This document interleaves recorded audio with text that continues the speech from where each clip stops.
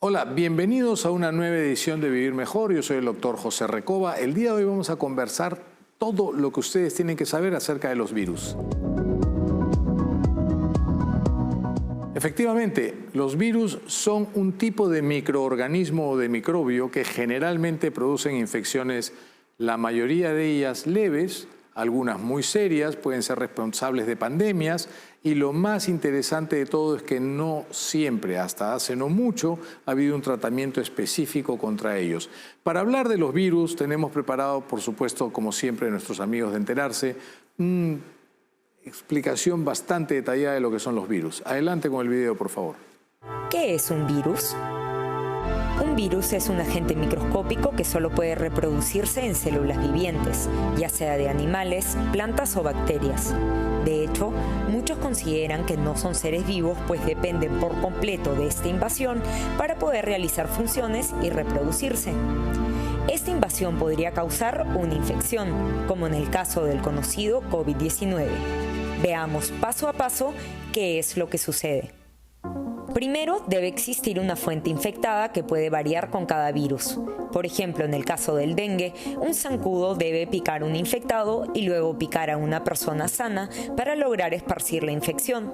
Otros virus, como el del VIH, pueden ser transmitidos por el acto sexual sin protección. Sin embargo, el virus puede también estar en superficies y el solo contacto puede iniciar la transmisión. Luego debe existir un agente susceptible de ser infectado, como los humanos. Por ejemplo, le doy la mano a alguien que estornudó y no se lavó las manos, o recibo un billete infectado.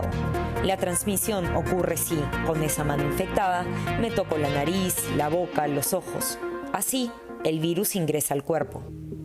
Ahora, dentro del cuerpo, puede viajar a distintos lugares dependiendo del virus, nuestros pulmones, nuestros intestinos, y activar nuestro sistema inmune, un sistema diseñado para defendernos de cualquier enfermedad. Luego de la transmisión, el virus viaja al órgano de destino.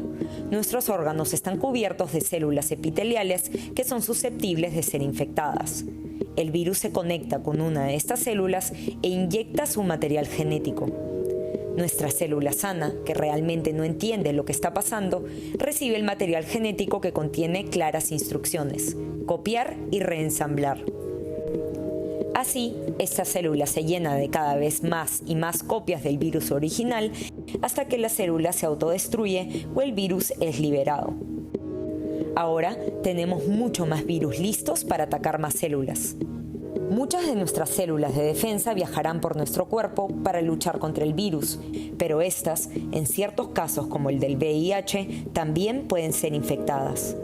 Así, el virus puede alterar la información que recibe la célula para saber qué hacer. Es así como nuestras células de defensa pueden terminar atacando no solo al virus, sino también a nuestras células sanas. En la mayoría de casos, nuestro sistema inmune logrará recuperar el control y vencer al virus. Pero en otros, este proceso ha causado tanto daño que el cuerpo quede indefenso y podría acabar en la muerte del infectado. Ahora hay diversos estados en los que podemos encajar a una infección viral. Una infección es esporádica cuando no ocurre frecuentemente ni de manera regular. En una endemia, esa infección se vuelve constante dentro de un área geográfica determinada. Por otro lado, una epidemia ocurre si es que de manera imprevista el número de casos sobrepasa lo que se esperaría normalmente en un área determinada. Finalmente, podemos hablar de una pandemia cuando una infección ha logrado esparcirse a varios países o continentes, usualmente afectando un gran número de personas. Ahora, ¿existe algún remedio para curar estas infecciones virales? Lo normal en casos de infecciones virales es esperar que el sistema inmune lo ataque y elimine.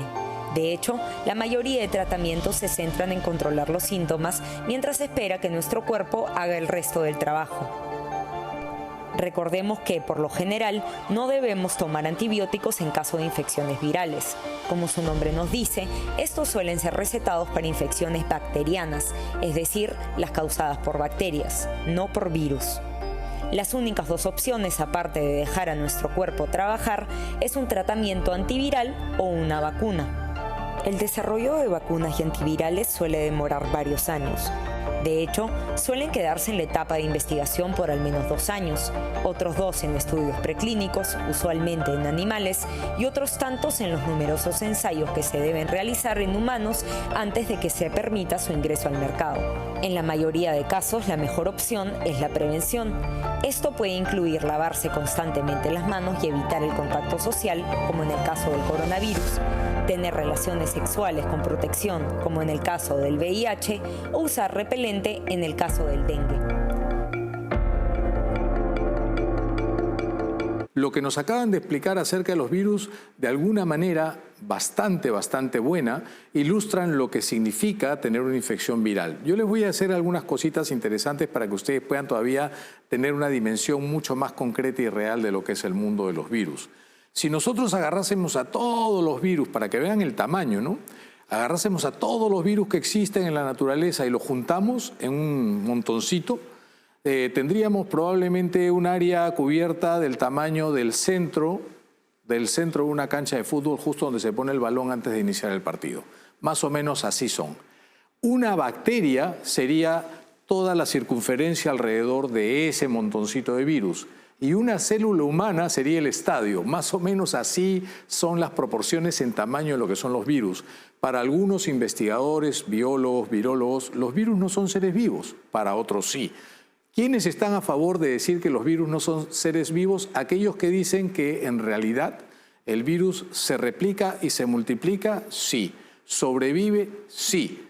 Pero es un fragmento de ácido nucleico, es algo así como una proteína pura que tiene un propósito y un fin, que es el de sobrevivir, parasitando a una célula mucho más compleja, puede ser una bacteria o alguna célula, en donde va a utilizar su material genético, porque la información que tiene virus es muy limitada. Por eso es que hay quienes dicen que no es un ser vivo.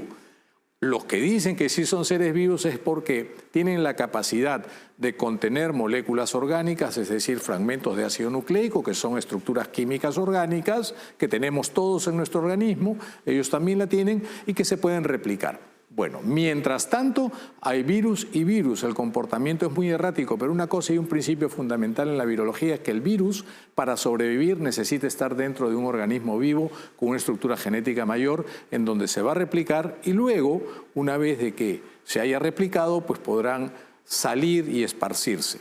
Los virus ingresan a nuestro organismo por diferentes vías, generalmente las vías respiratorias, la nariz, la boca, las mucosas, ingresan, van a la sangre, en la sangre se esparzan, activan el sistema inmune mientras llegan a su destino final donde producen el daño. Eso pasa con la influenza, con hepatitis, con cualquier virus con el que nosotros entremos en contacto, por donde entremos en contacto, primero van a activar nuestras defensas. Los virus, al igual que las bacterias, al igual que los hongos, al igual que los parásitos, los podemos contraer y los podemos transmitir. Depende de la fuente. Lo cierto y lo concreto es que hasta hace unos años, no muchos atrás, los virus no tenían tratamientos específicos. Sin embargo, con el adelanto científico no solamente desarrollamos vacunas potentísimas y sobre todo las actuales vacunas de RNA mensajero que pueden ser modificadas de acuerdo al virus que aparezca. Eso es la maravilla de la biología molecular en el mundo de las vacunas de RNA mensajero, sino que ahora tenemos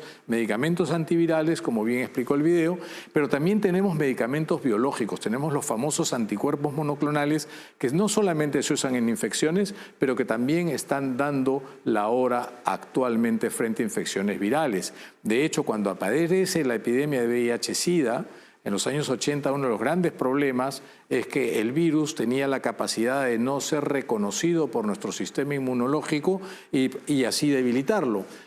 Por esa misma razón se hacía difícil conseguir un antiviral específico hasta que salieron los antivirales específicos, salió la triple terapia antiviral y ahora ya tenemos medicamentos y arsenales terapéuticos que han logrado hacer que los pacientes con VIH no lleguen a la fase de SIDA, que algunos se hayan curado, y hay varios casos en el mundo de curaciones, ya sea por trasplantes de médula ósea, en el caso de un infectado que tuvo leucemia, le hicieron un trasplante de médula ósea, tenía VIH, después ya no lo tiene, y personas que han estado en ensayos clínicos de medicamentos y de drogas nuevas y de tratamientos nuevos que han logrado negativizar y ya no tener VIH.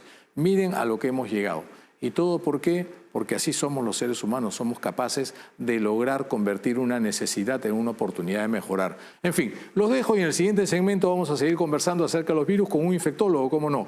No sin antes, voy a robarle un pedacito, lo más importante del sistema inmune no es que funcione, sino que tenga, así, defendiéndonos por supuesto, sino que tenga la capacidad de reconocer al enemigo antes de que sea tarde. Eso es, reconocimiento antigénico se llama. Ahora sí, a una pausa y venimos con más en Vivir Mejor. Y bien, continuando con el programa, el día de hoy vamos a conversar acerca de los virus. ¿Qué son los virus? ¿Por qué razón los virus resultan ser estructuras muy complejas que son responsables de enfermedades desde muy leves hasta muy severas, pandemias, acabamos de pasar lo de COVID y tal, y creo que todavía las personas siguen pensando en que los virus son como las bacterias y que cada vez que tienes una infección viral vas a solucionarlo con un antibiótico, lo cual es un craso error, y es un craso error que con mucha frecuencia es cometido no tanto por las personas en general, sino por los profesionales que somos los prescriptores, es decir, por los médicos. Sin más preámbulo, vamos a darle la bienvenida a nuestro invitado, es el doctor Aldo Luchetti. Aldo, ¿cómo estás? Muy buenos días, gracias por estar con nosotros el día de hoy aquí en Vivir Mejor. Hola Pepe, ¿qué tal? Gracias por la invitación y qué gusto de volver a estar en tu programa para conversar de estos temas. ¿Qué es un virus? ¿Cómo lo defines? Yo siempre hago esta pregunta. ¿El virus es un ser vivo como las bacterias, como nosotros las personas? Los microorganismos que más se asemejan a lo que nosotros entendemos como vida dentro de los seres humanos son los protozoarios, ¿no? Las amebas, por ejemplo, son los que más se asemejan a las células humanas, porque generan energía, se reproducen y tienen etapas de multiplicación. Esos son los protozoarios, ¿no? Que son las amebas. Más profundamente ya tenemos a las bacterias que ya pierden algunas características, ¿no? Y que muchas veces van a parasitar a estas células que les hablamos, que son los protozoarios, o a las células humanas, que todavía generan energía, se reproducen, ¿no? Generan comunidades en cultivo y todo ello. Esas son las bacterias. Más profundamente vienen los virus, que son partículas muy pequeñas que ya están conformadas por ácidos nucleicos, ¿no? Por ejemplo, que puede ser el DNA, el ácido desoxirribonucleico, o el RNA, que es el ácido ribonucleico. Estas partículas van a permitir generarles algunas funciones, como proteínas de estructura que la van a proteger, pero no generan energía, ¿no? Pues ya el tema de vida ahí es una cosa muy rara, ¿no? Claro. Y lo tenemos que entender ya en un tema mucho más profundo sobre lo que viene a ser la multiplicación o la replicación, como bien se debe decir, del virus, ¿no? No solamente se van a multiplicar en células humanas o de animales, sino también van a aparecer algunas bacterias, ¿no? Así es. Y van a producir factores de resistencia en las bacterias. Son estructuras bastante complejas. Yo creo que actualmente cuando se habla mucho de virus informático, yo creo que eso facilita mucho entender la función, porque es un símil muy interesante el que los jóvenes pueden comprender bien. Correcto. Y eso ha permitido que entendamos un poquito más y mejor sobre cómo se comportan los virus. Tú mencionaste que son estructuras que tienen ácidos nucleicos. Para que lo entendamos de alguna manera, son un poquito de proteína encerrada en una membrana, ¿no es cierto? Una caparazón que los protege. Sin embargo, los virus se clasifican precisamente si están hechos de ADN o de ARN, ¿no es cierto? Ácido desoxirribonucleico o ácido ribonucleico. ¿Cuáles son los que más abundan dentro de estas dos grandes clasificaciones, dos grandes grupos?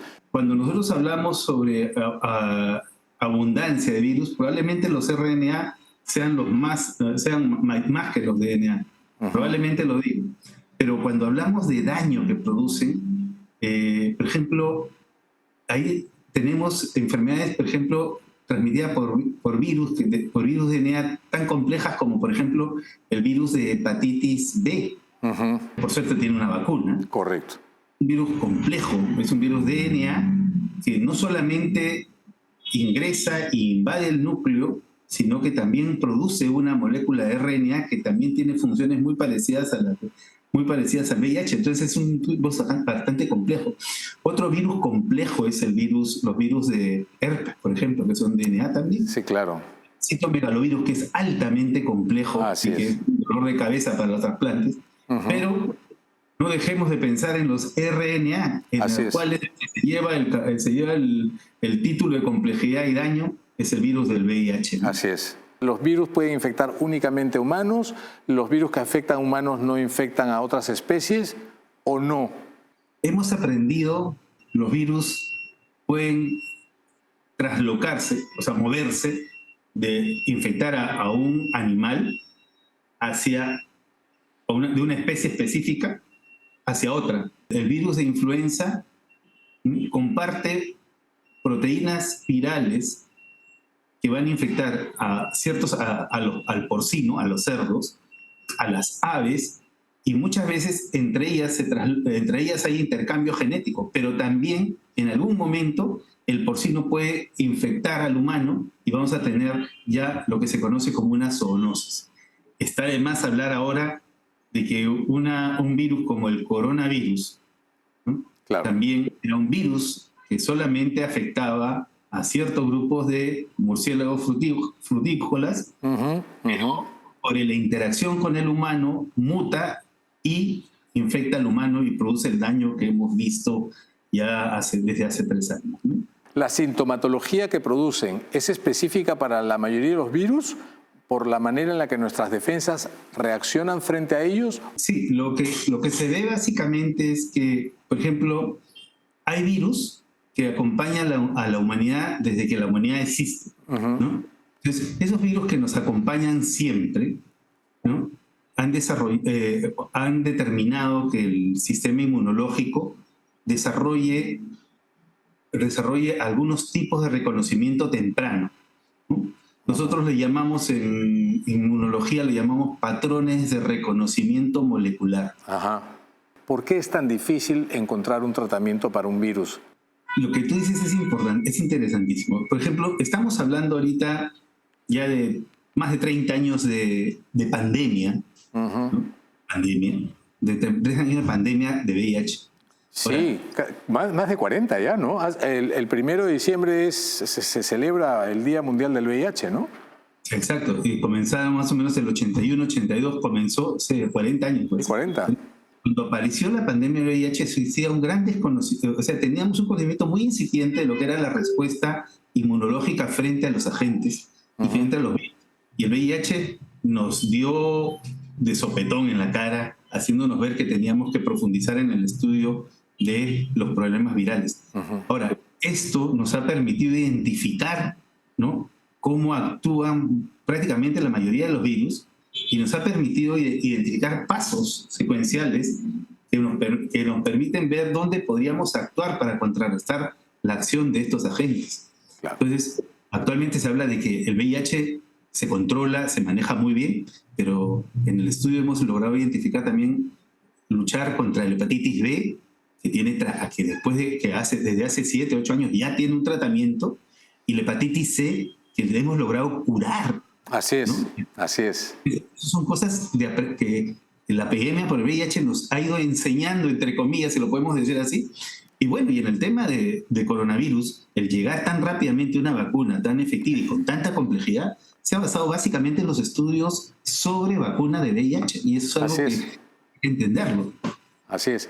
Tenemos que irnos a una pausa, Aldo, y en el siguiente segmento quiero conversar acerca de esto, de que por último nos da la oportunidad de repente de no encontrar un antiviral nuevo, pero sí una alternativa que es extraordinaria, que son las vacunas. De eso vamos a hablar en el siguiente segmento. Ya volvemos con ustedes en Vivir Mejor, hablando sobre los virus el día de hoy. Bien, estamos con el doctor Aldo Lucchetti hablando sobre los virus y en el segmento anterior quedó pendiente conversar acerca de las maneras en las que podemos prevenir. Aldo, ¿los virus pueden desarrollar resistencia a los antivirales que pueden haber salido y que puedan ir saliendo en el tiempo? Ya. Sí. Por ejemplo, en el caso de VIH, por ejemplo, que tenemos el tema más avanzado con respecto a tratamiento. Hablando de tratamiento en sí, tú no le puedes dar un hándicap de replicarse. Porque tú le das el hándicap de replicarse, el virus puede mutar inmediatamente y generarte resistencia, ¿no? Entonces, lo que tú entiendes para el tratamiento actualmente, como se comprende el tratamiento de VIH en el momento actual, es tratar al virus y mantenerlo a raya, ¿no?, durante toda la vida de la persona para evitar transmisibilidad y para evitar que la enfermedad avance. Eso lo entendemos claramente en el caso del VIH. Con hepatitis B sucede algo muy similar, ¿no? Nosotros damos tratamientos permanentes para mantenerlo a raya al virus y evitar de que el virus progrese y la persona no pueda desarrollar cirrosis, cáncer hepático, porque es lo que se busca. En el caso de hepatitis C, el tratamiento es curativo, como dijimos, y es en 12 semanas con los tratamientos pangenotípicos. Eso es un gran avance en la medicina y para mí es impresionantemente grande. Así es. Sé que en hepatitis delta se está trabajando eso y algunos otros virus, pero lo que sí se sabe claro y lo que sí tenemos que tener muy en claro es de que el virus puede causarnos problemas cuando tiene tratamiento si nosotros no usamos un tratamiento adecuadamente. Claro. Por eso hay que tener mucho cuidado. Y la otra forma que a mí me preocupa mucho cuando veo que hay enfermedades supuestamente virales, que uno las entiende, es la primera semana de tratamiento. Y aquí quiero ser bien claro. La primera semana de presentación del virus, sea cual fuere, nosotros tenemos entre los días 2 y 5 de la infección, tenemos algo que se llama fase de replicación rápida. ¿Qué pasa? El virus se replica muy rápidamente a niveles impresionantemente altos. Entonces, y a costa de un sistema inmunológico que recién está tratando de hacerle frente. Si en esa etapa voy a presentar una gran cantidad de síntomas, voy a tener fiebre, malestar, dolor de cabeza, me voy a sentir muy mal esos días de reproducción. Veamos el dengue, que es un ejemplo claro. En esos días, o que en el COVID también lo hemos visto, si en esos días yo no le doy la oportunidad a mi sistema inmunológico a salir adelante, entonces puedo cometer un daño irreparable. Lo hemos visto, lo hemos experimentado con el uso de cortisona en esos días. Claro. La cortisona usada en los primeros días de cualquier infección viral es catastrófica. Claro. Y eso hay que entenderlo claramente.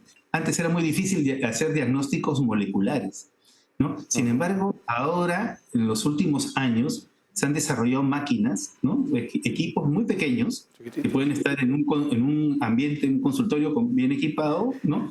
Son equipos pequeños que pueden hacer diagnósticos de PCR, o sea, de reacción de cadena de amenaza. Puedes diagnosticar molecularmente hepatitis B, hepatitis C. Así es, no son exclusivas para un virus, ¿eh? El panel es amplio. Exacto. Y son equipos pequeñitos. En ese sentido, yo considero de que la medicina moderna va a permitirnos a nosotros diagnosticar mediante estos paneles, con esos equipos y estos paneles, muy rápidamente una enfermedad viral de la manera oportuna para poder seguirlo al paciente. Aldo, finalmente, las vacunas, como manera de prevención, ¿o hay alguna otra forma de prevenir antes que las vacunas que tú consideres que es relevante comentar? Te digo así, me agarro el pecho porque yo soy un amante de las vacunas. Para mí no hay nada mejor que las vacunas y que las personas desde pequeños, ¿no?, se provean de este armamentario que es gratis porque el organismo lo desarrolla. Así es, no hay edad para vacunarse, todos se tienen que vacunar.